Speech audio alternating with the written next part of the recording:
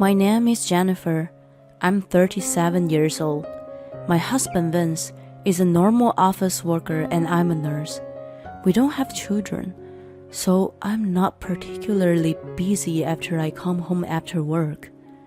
The clinic I work at doesn't have night shifts, so I have plenty of time for myself.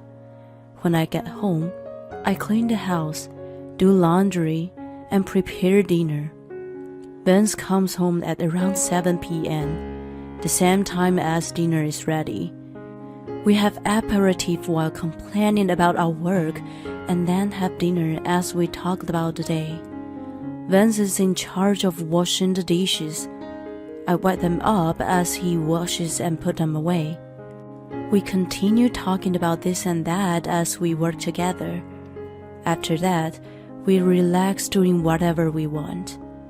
Vince sometimes works on his PC, plays games, or surfs the net. I read, surf the net, or check social networks. Sometimes we watch TV together. Our routine goes by pleasantly.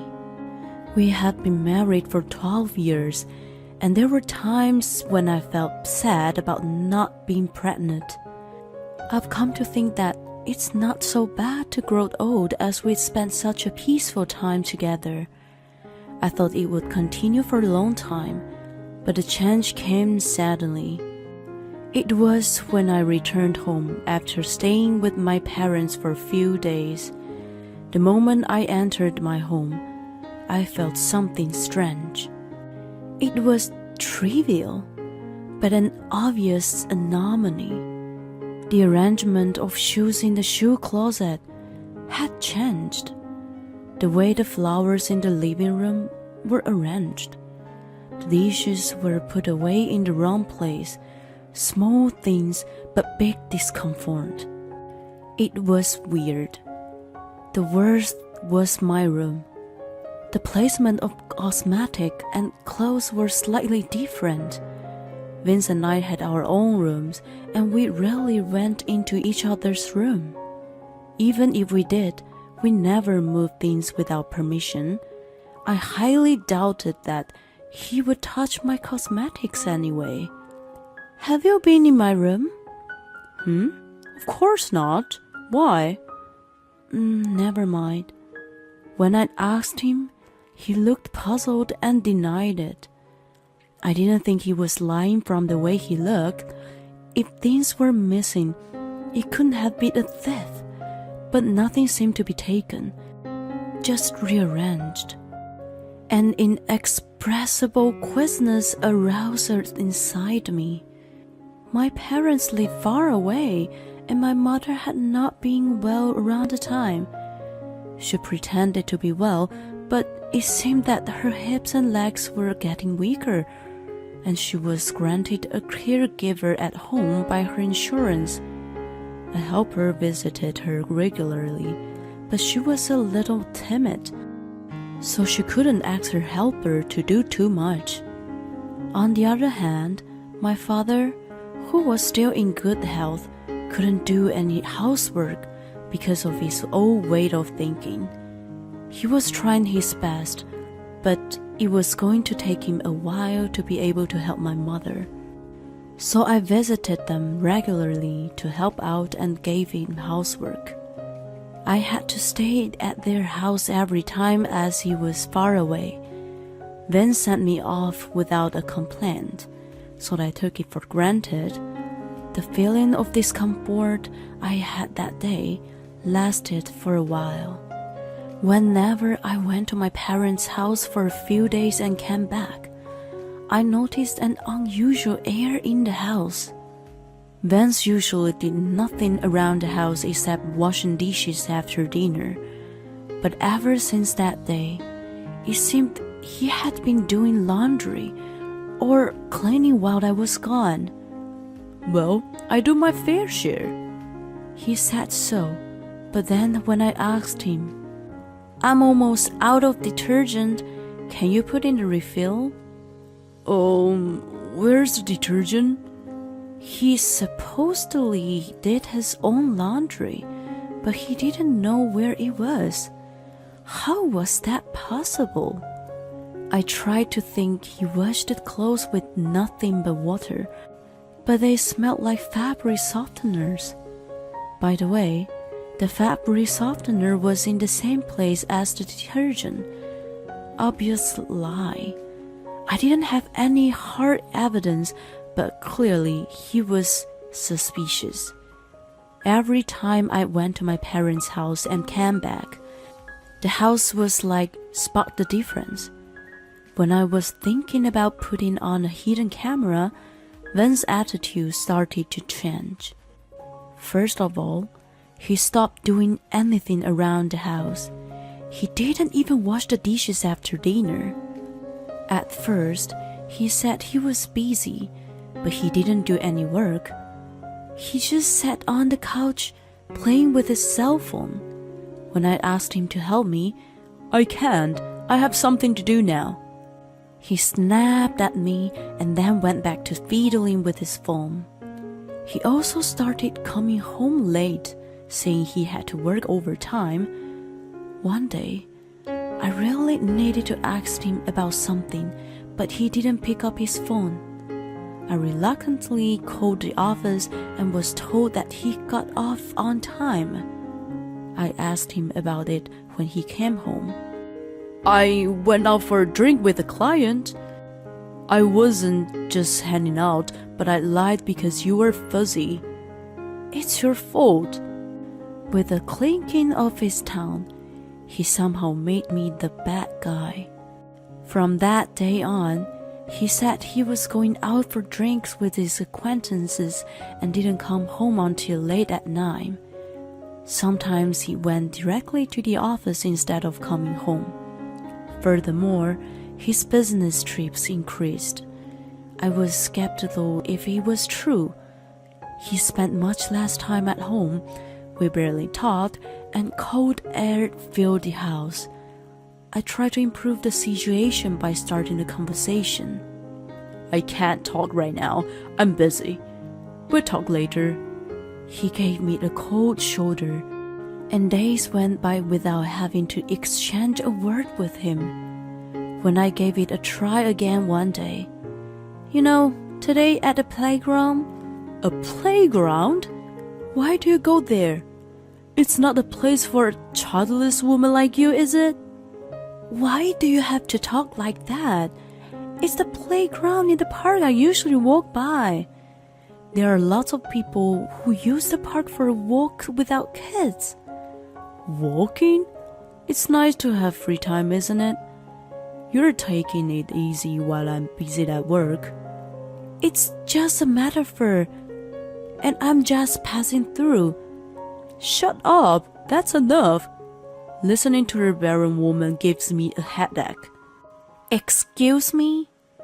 My objection was ignored, and he retreated to his room. I was confused by the remark he made. We had discussed as a couple that we would let nature take its course and that if we couldn't have a child, there was nothing we could do about it. He had become completely cold and I was left alone to tears. Then one day, a bomb dropped on me. I was working at a clinic as usual. I worked in an OB GYN department at a private hospital, where almost all the patients were women. A young woman, who was a first-timer, ran up to me in the waiting room. I knew she had just found out she was pregnant. I was about to tell her that she needed to be more careful in the early stage of pregnancies when she grinned and looked into my eyes. "Are you Jennifer?" I was surprised to hear her call my name. All of us staff members wear name tags on our chests, but I had forgotten to put mine out of pocket. So how did she know my name? When I was perplexed, she smiled and said, "I'm pregnant." "Congratulations." "Thank you. The father of the child is your husband, by the way." "I beg your pardon?" "I'm pregnant with Ben's child. please leave him, okay? Excuse me? It was so abrupt. Leaving me unable to say anything else, she paid the bill and left quickly. I was completely aghast by what just happened. When I got home that day, I questioned Vince, who usually came home on time. A girl came to my work today, saying she's pregnant with your child. Huh? What the hell? What are you talking about? That's exactly my question. Are you having an affair? Are you accusing me? Do you have any proof? You're letting her in my room, aren't you? Every time I came back from my parents' house, I sensed something strange. That doesn't mean I'm cheating on you, right? The patient who came in today knew my name. She said she was pregnant with your child. When the child is born, we can do a DNA test. I'm sure it'd come back with a very compelling result. He fell silent and then let out a big sigh. Ugh, I'm busted. Mary's been reckless. So, you admit it? Okay, yes, I've been cheating on you. Do you have a problem with it? I felt as if my world fell apart when he became defiant. Do I have a problem? Of course I do. It's your fault that I cheated on you in the first place. What the hell? What do you mean? You are barren. You work in OB GYN. Why don't you at least get fertility treatment? We decided together to let nature take its course. Even if that's the case, it's not my fault. It's you who can't get pregnant. You might be the reason why we can't have kids.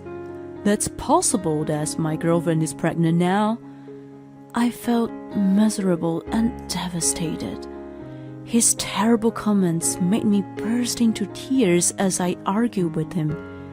Anyway, I'm divorcing you. Get out of my house ASAP. I'll at least give you alimony. He walked out of the house, leaving me no choice. I felt so much pain inside and could do nothing but lie on the bed and cry.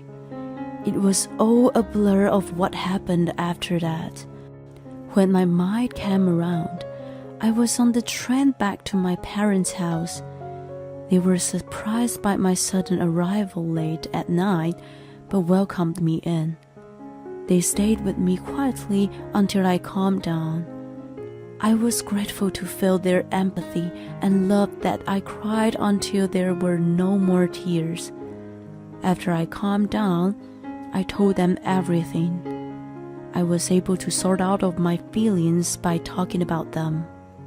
By the time I was done, I felt relieved.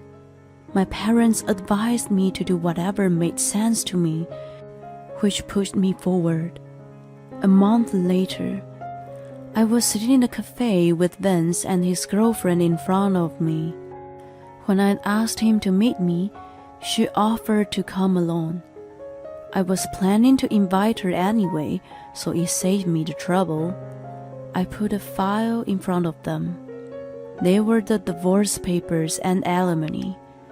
By the way, there was my lawyer sitting next to me. Hi, I'm Mary, pregnant with my Baba's child. The same woman who spoke to me at the clinic cheerfully introduced herself. She was young and carried a girlish hair around her. Baba? I wondered if this kind of girl was his taste. He looked grumpy, in contrast to the jovial girlfriend with a big smile. Why do I have to pay alimony? I wondered how he thought he could get away without paying it. You said you would, right? I'd rather charge you for it. I cheated on you because you couldn't get pregnant. It was upsetting to see his unapologetic attitude, but it was a waste of energy to get angry at someone like him. With an awkward smile on my face, I presented the documents I had prepared after consulting with my lawyer. This is the standard fee. Please pay it in the lump sum. Then I will never bother you guys again. What a greedy bitch. What the hell is this amount? What's wrong with it? I've quoted you a fair price. No shit. It's too much, even though I got her pregnant. I knew he would protest when he saw the amount. He's right. We are going to have a baby. How can you treat us so awfully? I wondered if Mary had flowers blooming in her head when she foolishly joined it. She seemed to be oblivious to the fact that she stole my husband and destroyed my family. It wasn't that I didn't feel annoyed at her attitude, but my laughter outweighed my anger. I grinned without hiding the giggles that welled up. I know having a baby is a lot of work, but I won't divorce you unless you pay me this amount. That's insane. I've told you many times. I'm pregnant with this child. Please leave him as soon as possible. But you're the third woman, you know. What do you mean? I gave her the truth with a smile on my face. She looked baffled by what I had just said. I didn't miss the face of Vance turning pale. I wasted no time and showed them multiple photos. These are pictures of his affair. There are 2 others beside you, right, Vance? I hired a private detective and found out that he was having a 3-way affair. That's a lie. Mary immediately denied it. That's called her cheating partner number 1. Look, he's lovey-dovey with you in this picture, but he's also holding hands with this woman. Here's another picture of him entering and leaving the motel with another woman.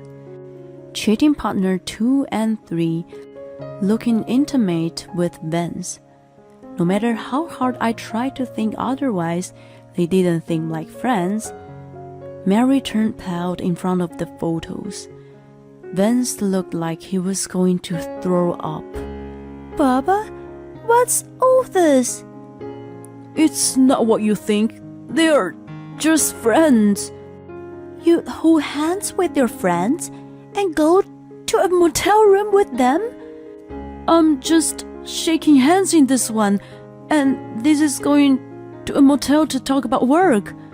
He was flustered to make excuse when questioned by Mary. If that was a handshake, I wasn't sure in which custom. They were almost arm in arm. And what kind of meeting needed to be held inside a motel room? You're the only one I love, it's true.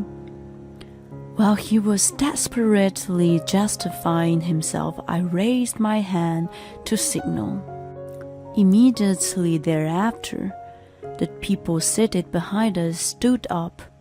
The moment they turned to look at us. Amy, Julie! Vance shouted. What the hell are you guys doing here? Oh, I called them. What? I smiled at horrified Vance and looked into his eyes, which were almost popping out of the sockets. Wait, what? Are they the same people in the pictures? Yes, I invited cheating partners number 2 and 3.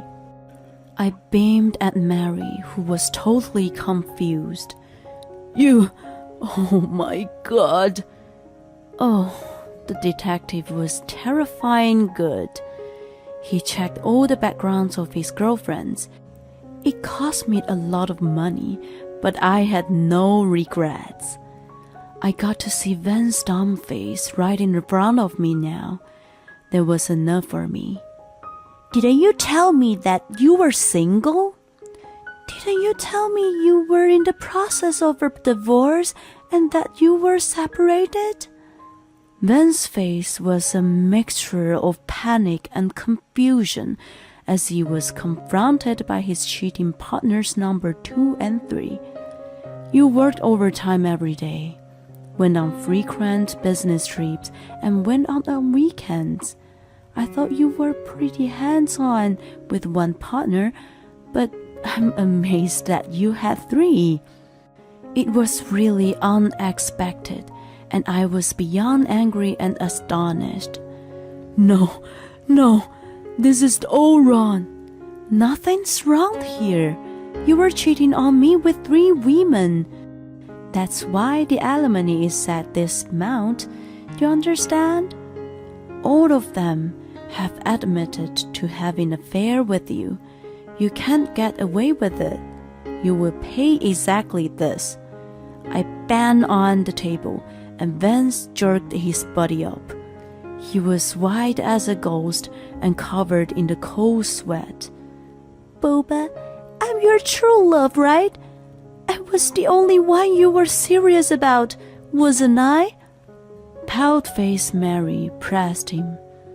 Before he could say anything with trembling lips, the other women closed in.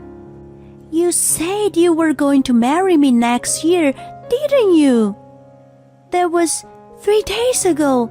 You were going to continue our relationship if you didn't get caught, weren't you? Well, that's... You said something similar to me too, didn't you? You were about to finalize your divorce, and we should go on a trip afterward.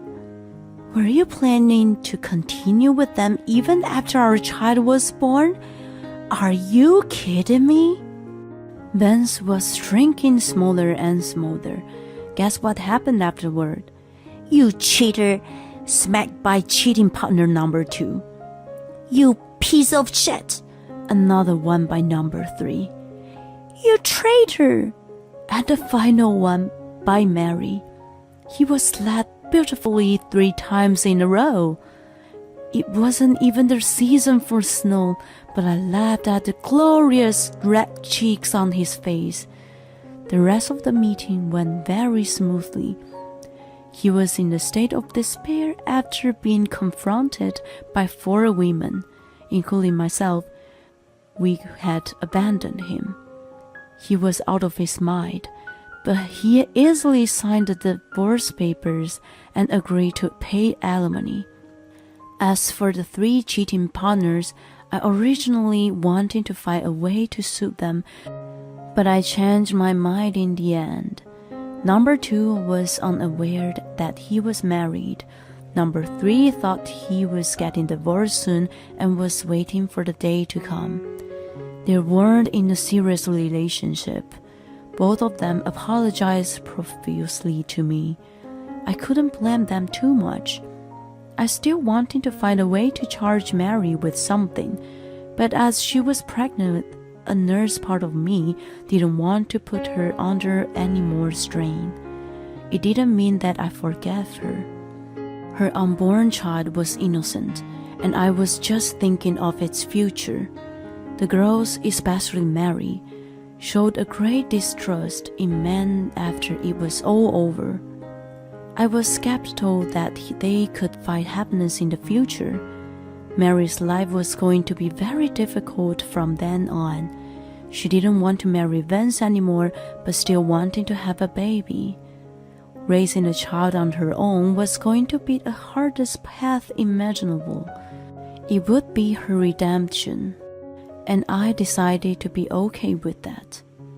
6 months after my divorce was finalized, I'm back to my normal, peaceful life. I continue to work while helping my parents at home. Occasionally, I receive a call from Vince. Apparently, his savings are gone paying alimony to me, and then there are the child support payments to Mary. I hear that he is having a hard time making ends meet. At work, the rumor of the 3-timing affair spread throughout the company. His co-workers look at him with dismay, and he's made to feel very ashamed. As a result, He's been making a lot of mistakes and has fallen down the career ladder. His parents were mortified by him and disowned him, and he is now living a lonely life. On top of his endless complaints about them, he used to text me, "You're the only one that comes to mind when I'm in real pain. I'm sorry. I want to start over with you. I'm begging you." I used to just ignore him, but the text kept coming in more and more. It was so annoying that I blocked him. I feel refreshed after cutting contact with him. I'm still working in an OB GYN clinic where all kinds of stories are born. I'm absorbed in my work, but suddenly a thought comes to my mind. If I have a chance to be with someone again in the future, I would like to create my own story. Until then, I continue to support my patients.